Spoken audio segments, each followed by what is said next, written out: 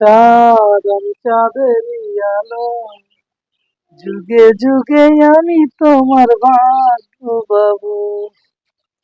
এই শোনা, তুমি কি বাসায় বলছো আমাদের প্রেম কাহিনীর কথা? না, বলিনি। কেন বলো না? বলবো, দেখি। তোমার তোমার আম্মু মেনে নেবে আমাদের? বলো।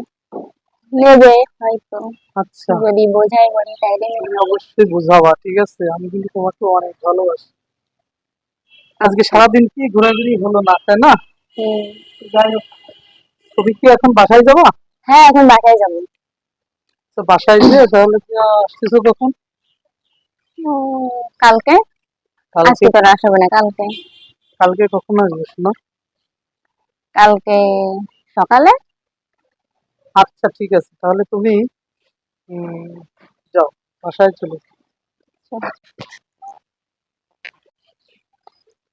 মেয়েটা কোথায় গেল? এখনো পর্যন্ত বাসায় আসলো না। এই, তুমি কোথায় গেছিলে? হ্যাঁ, বেড়াইতে গেছিলাম। কোথায় বেড়াতে গেছিলে? বাইরে গেছিলাম বেড়াইতে। কেন গেছিলা? তুমি জানো না এখন বাইরের পরিবেশ কেমন? তোমার বাবা নাই, তোমাকে কত কষ্ট করে আমি মানুষ করি। তুমি এই পরিবেশে সবসময় মেয়েদের ভদ্রভাবে সুন্দরভাবে থাকতে হয়। তুমি যদি বাইরে বন্ধু বান্ধবদের সাথে ঘুরে বেড়াও তাহলে মান সম্মান থাকে? তুমি এগুলো বোঝো না? তুমি তো যথেষ্ট বড় হয়েছো মা। না, পারবো না আমি। কেন পারবা না মা? ফ্রেন্ডরা আছে, ওদের সঙ্গে একটু বেড়াতে হবে, তাই না? সি সি, তুমি একটা ইয়াং মেয়ে, তোমার দুদিন পরে বিয়ে হবে, তুমি যদি এখন ফ্রেন্ডদের সাথে এভাবে ঘুরে বেড়াও, তোমার বিয়ে হবে? কেউ তোমাকে বিয়ে করবে?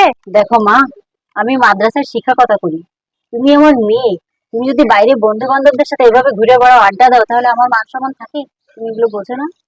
আমাকে তো কৈফিয়ত দেওয়া লাগে না যে আপনার মেয়ে তো এগুলো করে বেড়ায়? আপনি যে মেয়েদের শাসন করতেছেন, ওর আমার ছাত্রীরা আমার কথা শুনবে, মানবে কেউ আমাকে?